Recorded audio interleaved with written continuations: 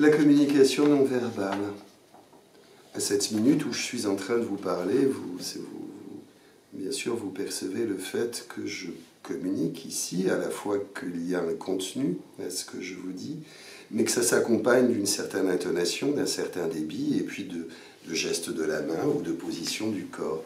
En fait, on est dans les trois dimensions les plus classiquement utilisées à propos de la communication, à la fois la communication verbale, les mots, le contenu de ce que nous disons, la communication paraverbale, celle qui accompagne le verbal, donc le débit, l'intonation, éventuellement les expressions du visage, et puis la communication non verbale, celle qui tient aux gestes, aux postures, etc.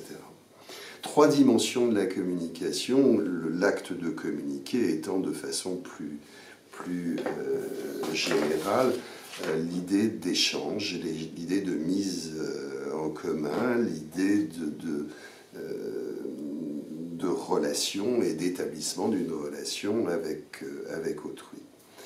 Alors, en fait, ce que nous disent les spécialistes de la communication, et je pense plus spécialement à l'école de Palo Alto, c'est que tout communique, tout est un langage en réalité.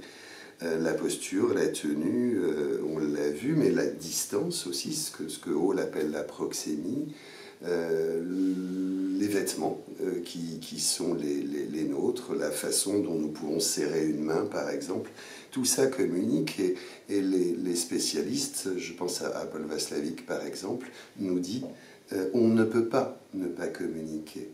En fait, même dans le silence, même dans le refus de communiquer, on communique ce refus. En réalité, le langage non verbal est véritablement du côté de la communication. Pour finir, je distinguerai deux points avec l'école de Palo Alto. L'idée que dans tout acte d'information, dans tout message, il y a deux dimensions. La dimension du contenu, la dimension de la relation.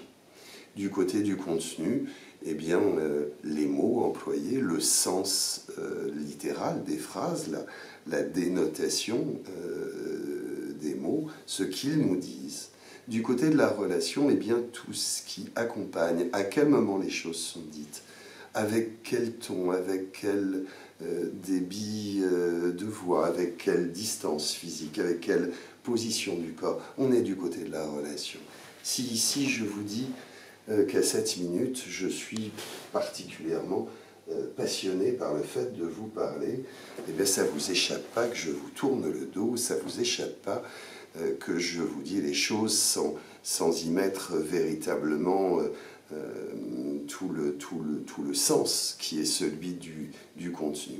Ce qui est le plus important, nous dit l'école de Palo Alto, ce n'est pas le contenu du message, mais c'est ce qui se joue au niveau de la relation. Parce que ce que vous avez bien sûr perçu à cette minute, c'est que je n'étais pas présent et que je n'étais pas passionné. C'est bien que le niveau de la relation ici prime sur la question du contenu. Voilà pour la communication non verbale en quelques mots.